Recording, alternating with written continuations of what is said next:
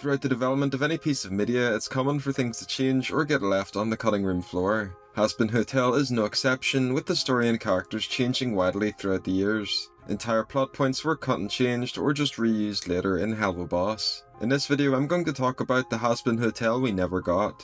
So in the past I made videos about the official Hazbin comics and how there was supposed to be a third comic centered around Charlie and Vaggie. This wasn't all though, since there was originally supposed to be 10 comics. For the last couple of years, the Hazbin Hotel pitch bible has been floating around the internet. This is basically what the original vision of the show was before it was picked up by A24. This pitch was also made before the existence of helluva, so the lore and characters appear how they were back during the pilot era. So starting off, episode 1 is unfortunately cut off, however episode 2 appears similar to the first episode we actually got. Episode 2 was called How to Succeed. The synopsis reads: as a formality, Charlie meets with representatives from Heaven to review the preceding extermination. She's met with grim news when the General of Heaven's army informs her that due to lackluster numbers, the next extermination will happen sooner than ever before. Back at the hotel, Alistair creates a slanderous, low-budget commercial, so Vaggie rounds up the rest of the gang to direct a new one. It proves difficult as her controlling nature clashes with the less than responsible cast and their conflicting ideas. So as you can see, this is quite similar to the first episode we got, but with a couple alterations. Firstly, Adam features a draconic design with large wings. We actually see this version of Adam during the Hazbin Hotel pilot in the intro cinematic. It's interesting that they're just called Heaven's representatives, so perhaps Adam and Lud weren't named yet. We can see Lud in the background and she featured long hair. I reckon the reason Adam's design was changed was because he's the first man. In the show we found out he looks like a normal dude and wears his outfit because he loves rock music. It wouldn't make much sense for the first man to resemble a dragon, so I reckon that's why it was changed. The rest of the episode would appear more or less the same, with the gang making an advertisement for the hotel. Episode 3 was called The Brain. It says: thanks to the gang's commercial, the hotel gains a new tenant, a mad scientist named Baxter. Despite much hazing, Baxter ends up saving the gang from a pun-loving outlaw and his gang by using his wit and his inventions. So right off the bat, this episode is unlike anything we saw in the show. Baxter was originally a main cast member during the early stages of the show, however he was removed. We saw him a couple times in cameos during the show, which means he'll likely show up in season 2. From this episode we also learned that Baxter would be the first tenant instead of Serpentius. He'd save the cast from a couple other sinners in a Wild West themed episode. Personally, I can understand why they swapped Baxter out with Serpentius. The two characters are extremely similar, and as we saw later in season 1, Serpentius was integral to the plot since he was the first one to get redeemed. Since he's in heaven, it makes sense for Baxter to take over Serpentius' role in season 2 as the crazy inventor in the hotel. Episode 4 was called We Go Together. It reads: Nifty's affinity for bad boys causes trouble for gang members all throughout hell. Meanwhile, Charlie and Angel drag Husk out to a carnival to show him the not-so-sleazy side of life. This proves difficult, with Husk being raised to know nothing but crime and has no experience with innocent fun. This episode was quite different from the one we got. I think it's interesting that Nifty was meant to get some more development, and perhaps we would have found out why she's so obsessed with bad boys. The B-plot of the episode was Charlie, Angel and Husk attending a carnival. This is super cute, and it's likely where the seeds of Husker Dust would start to bloom. It's interesting the backstory that Husk used to have. Here, it seems he led a life of crime. However, in the actual show, Husk was an overlord who lost everything to Alistair. Episode 5 was Out Tonight. Angel endures a rough day of work on the set. His abusive director feeds his drug habit and brings him down. After he returns home and suffers yet another rejection from Husk, he leaves and nearly gets him into serious trouble, only saved by Husk intervening. On the drive back, the two have a real conversation and a more solid friendship blossoms. Meanwhile, the rest of the gang try to get the deadly hornet's nest off the front porch. Immediately, this episode is very similar to episode 4 of the show. However, a couple things are absent. Firstly, there's no mention of Charlie. There isn't any mention of Alistair's deal with Husk either, which was an important plot point on why Husk and Angel are so similar. The bit at the end mentions that the gang was trying to get a deadly hornet's nest off the front porch. That's a bit random, and I think that was basically just an excuse for the cast to be absent while Husk and Angel had their day out. Episode 6 was I Wanna Be Loved By You. Mimsy, a rundown jazz club owner in debt, seeks refuge at the hotel. Her presence attracts collectors who not only want their money back, but her blood. The Hazbin gang are forced to protect her from the collectors despite her being a bit of a diva. So this appears almost identical to episode 5 Dad Beat Dad, except all the Alistair, Charlie and Lucifer plot points were absent. It looks like this episode would be mainly focused on Mimsy and would be the point where she officially joins the hotel as a main cast member. Personally, I really like this. Mimsy was a character that got a lot of hate because her appearance was sandwiched in between one of the standout moments of the show, being the introduction of Lucifer and his epic duet with Alistair. If Mimsy had actually gotten an episode dedicated to herself, I reckon fans would have appreciated her character more. I hope she gets more development and actually joins the hotel in season 2. Episode 7 was titled Bad Boy. Serpentius and the Egg Boys return. This time, instead of fighting for territory, he's fighting for love. After suffering so many losses, Pentious is worried he will never be able to impress his longtime hellish crush, Rosie. Charlie, Mimsy and Nifty volunteer to help him win her over with some flash and pizzazz. So, Serpentious was supposed to be a side character rather than a main cast member. Mimsy would also be present, again highlighting that she was supposed to join the main cast. In the final show, Serpentious had a crush on Cherry Bomb, and that was a central arc for his character, while originally he fancied Rosie. Personally, I think Serpentious' romance with Cherry was put in as fan service. Prior to the release of the pilot, Serpentious was shipped heavily with Angel Dust's brother Arachnus. This changed after the pilot when fans shipped Pentious with Cherry. It's pretty clear that Viv saw the fan reaction to the pairing and made it canon. There's no mention of Charlie, Alistair or the extermination, so it's likely that originally the cannibal colony wasn't going to be involved with the battle against Heaven. Episode 8 was called Closed for Renovations. Katie and Tom decide to do a surprise report on the hotel.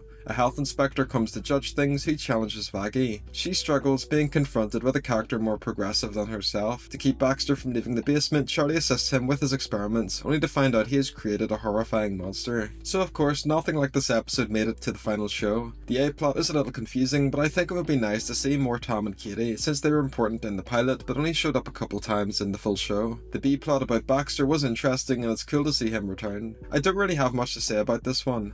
Like I said, it was entirely scrapped, so there's a chance these concepts could be reused in season 2. And the final episode we can see is episode 9, Everything You Know Is Wrong. Charlie is forced to assemble the Deadly Sin Council to discuss the sudden extermination. Lucifer is introduced and Charlie is shocked that he doesn't seem to be the person she thought he was. Vaggie stresses as she is concerned about Charlie meeting her father. The other demons decide to take her out to a dance club to loosen up. So this was when Lucifer was meant to be introduced. As you can probably tell, this episode was stitched to a bunch of different ones. The Deadly Sin Council was changed to the Overlord meeting in episode 3. The reason for this probably being that the Deadly Sins were moved over to Helluva Boss. The bit about Lucifer being different from Charlie's perception is interesting. In the final show, Charlie quickly made up with Lucifer. However, perhaps in this version it would take longer. This would explain the B-plot, where the cast take Charlie to the club to cheer her up. This was obviously put into episode 6 in the actual show. Mimsy is present again since she's in the main cast, and we see Angel Dust wearing drag. This was an interesting part of Angel Dust's lore, and it was sadly absent in the final show. I hope they bring it back in season 2, since it would be neat to see him wear various extravagant outfits. So the pitch bible ends at episode 9. 9 is a bit of an odd number, so I reckon there were 3 episodes left. Helluva Boss has 8 episodes in season 1 and 12 in season 2, and Helluva was the spin-off show, so it makes sense for Hazbin to have 12 right off the bat. We don't have any images of these 3 episodes, but they may resurface in the future. That isn't where things end though. Originally, Hazbin Hotel was meant to debut with a comic series. So 2 full comics were released around the time of the Hazbin pilot, one being about Alistair and one being about Angel Dust. Alistair's comic was 16 pages long while Angel's was 23. There were supposed to be an additional 10, I'll go through them all now. So again, like with episode 1, comic issue 1 is cropped and missing. Issue 2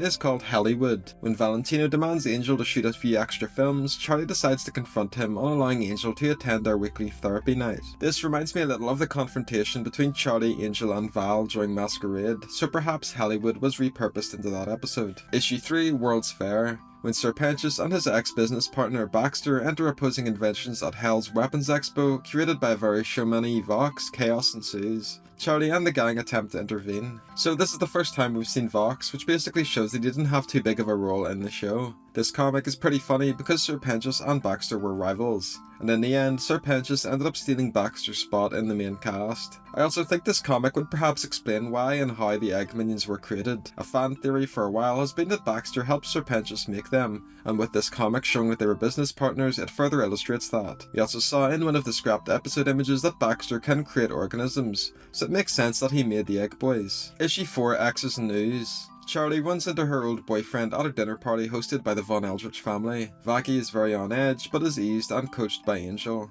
So in the pilot we saw portraits of the Eldritch family, and these were present in the full show, so that plot point felt a bit wasted. Well, the reason for this was because this comic was likely going to expand on that. We can see Charlie's ex, Leviathan, and Helsa in the image as well. The title of this comic, X's News, ended up being reused for Moxie's episode in season 2 of Helluva Boss. Issues 5, 6 and 7 are sadly missing. Issue 8 is titled Magic Show. When Angel gets captured in the Old West outlaw town for stealing drug money, Husk has to use his mob connections and his multi-language skill to find out where he is. The gang embarks on a huge search to find Angel in time. This one feels a bit random and reminds me of Masquerade a little. It's interesting that Husk had mob connections and could speak multiple languages, because as far as I'm aware, these traits are completely absent in the final show. Issue 9 is Challenge Day. Charlie takes the gang to an annual hell event called Challenge Day, where any of the higher tier demons is able to be challenged for control of their souls, usually a failed cause. After being talked down to by one of the demons, Maxine, Vaggie challenges her to a fight. Easily defeated, Vaggie realises her own limits, saved by Charlie. This comic is really interesting. So firstly, it introduces a concept that explains how some overlords can gain power. This reminds me of what Alistair did to Husk in the final show.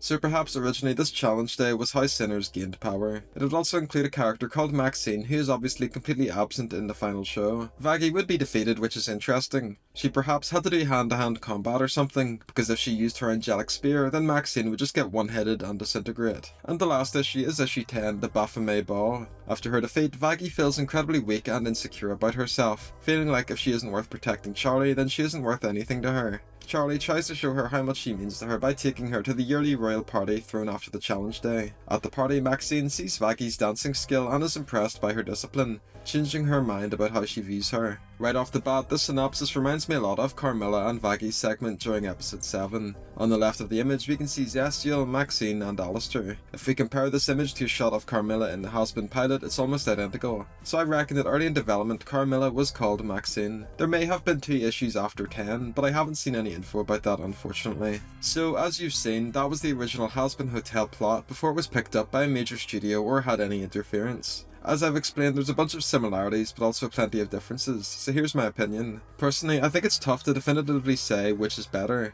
There's a couple comics and episodes that are missing obviously, but from what I've seen, the original concept of the show had a lot more content than what we finally got. The first thing is that there was at least 9 episodes, and a lot of the episodes seem like they focused on small things or could be regarded as filler. This is because since there were likely 12 episodes, the story was able to progress much slower and more characters got development, compared to in the final show where things progress so fast that pacing is one of the main issues. One example which I touched on earlier was Mimsy. Originally she had an entire episode to herself and became a main cast member. However, in the final show she showed up in one episode, sung a bit of Hell's Greatest Dad and then left. There wasn't much character development from her and it felt like a wasted opportunity. It's pretty crazy to me that one of the main issues with Hazbin, its pacing, wasn't an issue in the original concept of the show. Secondly, the idea of having comics is fantastic. One of the things I've always mentioned is the skill gap regarding these shows, where you have to know all the livestream lore or the wikis to understand what's going on. These comics are an excellent way of explaining that. As you saw in these comics, a bunch of concepts were explained,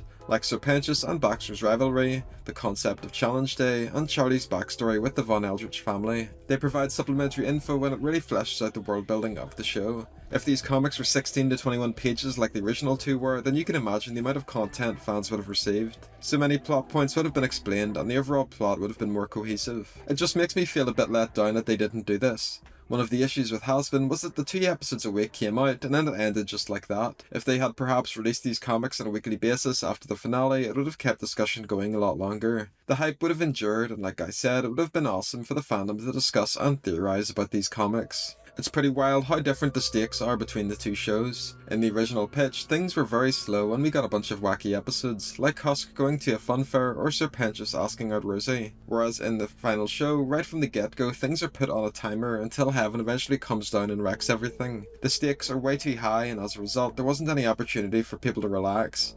There was no time for filler in a show that really needed it. On the side of the final show, there's a bunch of important plot points that are just completely missing. There was no mention of Vox or Velvet. They were such fantastic characters in the actual show, especially Vox.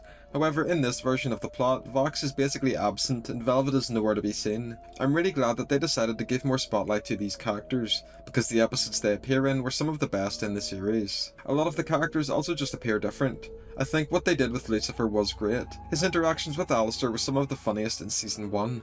But from what we've seen in the original pitch, they were absent. So overall, I think the final show we got was amazing, but I'm a little sad that a lot of things were cut in the process of making it. I really do hope they revisit some of these ideas and reuse them in future seasons. What do you think?